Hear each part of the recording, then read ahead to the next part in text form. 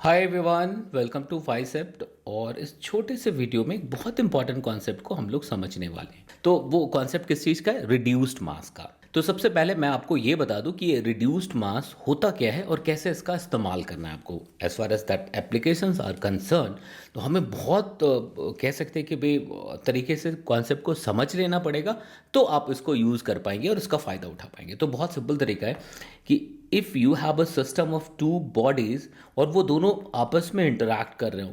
आपस में इंटरैक्ट करने का मतलब फिजिक्स में क्या हो, बातचीत नहीं कर रहे, मतलब इन दोनों पे फोर्स लग रहा है और वो कैसा है, न्यूटन्स थर्ड लॉ के हिसाब से आ रहा है। मतलब M1 M2 को अट्रैक्ट कर रहा है, M2 M1 को अट्रैक्ट कर रहा है, M1 M2 को रिपल कर रहा है तो M2 M1 को रिपल कर रहा है। तो इसमें होता क्या है कि जब हम इक्वेशन ऑफ मोशन लिखते हैं, तो इक्वेशन ऑफ मोशन लिखते समय हम ग्राउंड के फ्रेम में लिख रहे होते, तो वो तुम्हारा क्या होगा, काम आसान हो जाएगा। और वो देखेंगे कि चेंज इन काइनेटिक एनर्जी और इन सब के लिए ये यूज़फुल होता है, टाइम पीरियड निकालना हो, ठीक है। तो आपको क्या करना है, एक बॉडी के फ्रेम में आ जाना है और यहाँ से दूसरे को देखना है।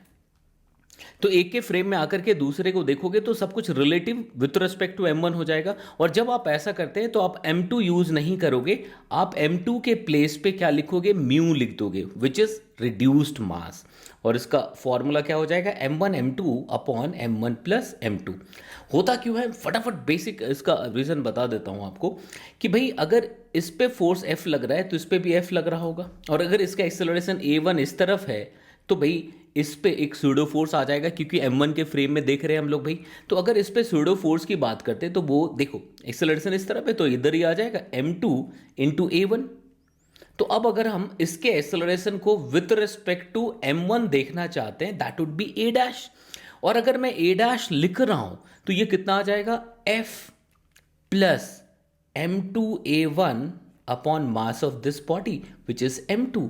अब अगर आप देखोगे बेटे तो F प्लस M2 तो ठीक है जी, A1 के प्लेस पे आप क्या लिखोगे, F अपॉन M1 लिख दोगे क्या, अपॉन M2, बस हो गया काम। अब यहां से अगर आप देखेंगे तो जो एक्सेलरेशन आया ना वो कुछ ऐसा दिख रहा होगा, F upon M1 M2 upon M1 plus M2। मतलब इफेक्टिव मास अब आपको ये दिख रहा है इंस्टेड ऑफ दैट M2, ये ठीक है। दिस इज कॉल्ड रिड्यूस्ड मास। तो ये बेसिक आइडिया है, ठीक है।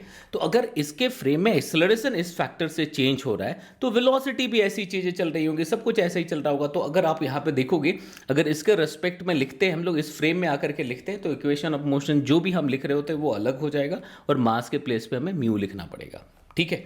बस इतना सा है। अब इसके डिफरेंट एप्लीकेशंस मैं बताता हूं आपको, है ना।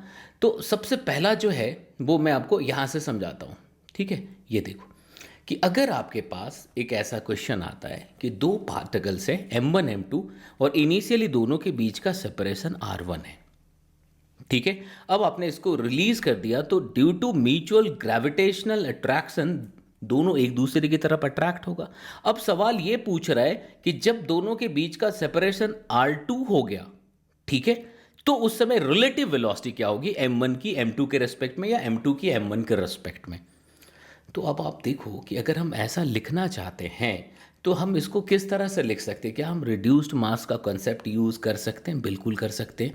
कि भाई अगर मैं इसके रिड्यूस्ड मास के हिसाब से देखना शुरू करूं तो भाई शुरू में दोनों की रिलेटिव वेलोसिटी जीरो है। अब देखिएगा, एक के फ्रेम में जाने से ग्रेविटेशनल फोर्स पे कोई असर नहीं हुआ है, तो ग्रेविटेशनल फोर्स बिल्कुल वैसा ही रह जाएगा जैसा था। तो इनिशियल तो ग्रेविटेशनल पोटेंशियल एनर्जी बिल्कुल वैसा ही रह जाएगा। तो इनिशियली क्या लिखोगे आप, इनिशियली आप लिखोगे minus G M1 M2 upon R, this is the potential energy.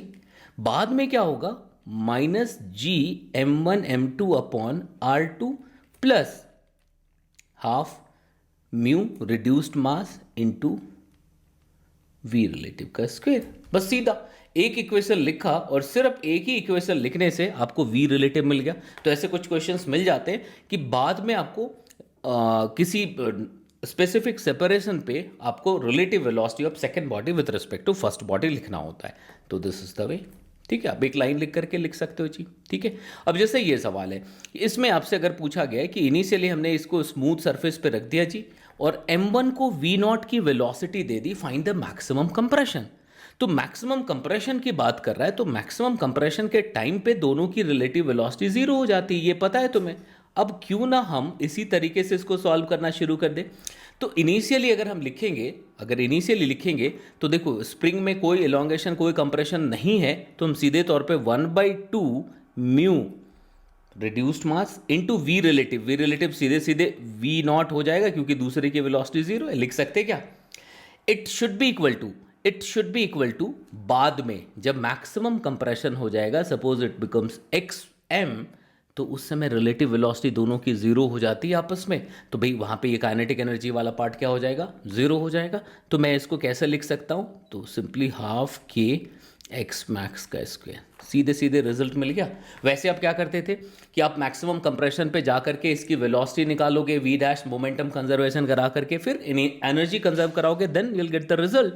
लेकिन यहाँ पे क्या हो जाएगा, आप सीधे सीधे तरीके से लिख सकते हो, ठीक है।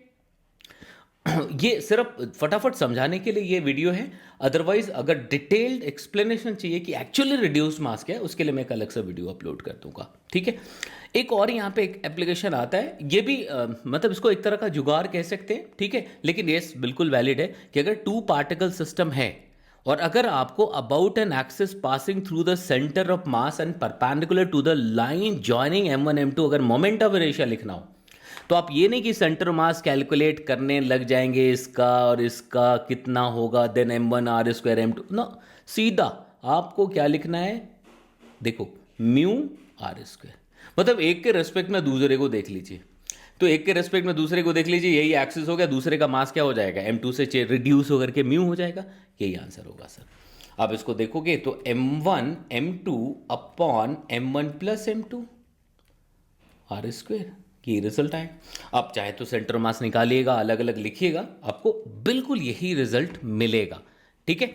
फिर अगर आप देखो कोलिजन ऑफ द पार्टिकल, तो पार्टिकल इसमें भी देखो ड्यूरिंग कोलिजन वैसा ही है, इस पे जितना फोर्स आ रहा होगा ऑलवेज दूसरे पे उतना ही फोर्स ऑपोजिट डायरेक्शन में आ रहा होगा।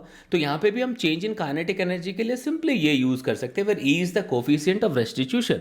यहाँ पे क्या हो जाएगा, half mu is the reduced mass, V A मतलब velocity of approach, relative velocity of approach, तो ये क्या हो गया, वेलोसिटी ऑफ अप्रोच का स्क्वायर, ठीक है, इनटू ई स्क्वायर माइनस 1। अब ये बड़े आसानी से लिख सकते हैं आप सर, इनिशियल एनर्जी को हाफ म्यू वी अप्रोच का स्क्वायर लिख सकते, फाइनल को हाफ म्यू वी सेपरेशन लिख सकते, वी सेपरेशन को वी ए इंटू ई का स्क्वायर लिख सकते, ये फाइनल माइनस इनिशियल करोगे। यहाँ तक बातें समझ आ रही, तो मुझे लगता नहीं कि कोई भी दिक्कत हो। फिर अगर हम टू बॉडी अरेंजमेंट में टाइम पीरियड की बात कर लें, ये भी बड़ा इंपॉर्टेंट हो जाएगा आपके लिए, ठीक है। तो अगर हम यहाँ पे M1 लिखते हैं, यहाँ पे M2 लिखते हैं, K लिखते हैं, ठीक है।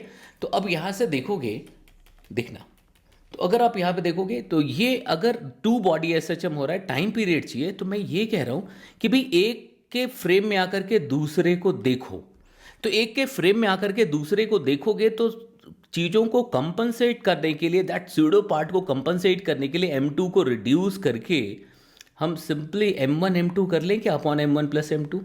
अब देखो इसको, जो इसके फ्रेम में जो M2 के ऑसिलेशन का टाइम दिख रहा होगा वही ग्राउंड से दिख रहा होगा, वो तो बदलेगा नहीं। तो अगर हम इसके फ्रेम से इसको देख रहे हैं तो सब कुछ एक सिंपल अरेंजमेंट हो गया क्या, एक ब्लॉक के साथ जिसका मास सिर्फ बदल गया है। तो अगर टाइम पीरियड लिखना हो तो सीधे लिखो ना, 2 पाई म्यू, एम के जगह पे म्यू यूज कर लेंगे, म्यू अपॉन के, दिस इज द आंसर।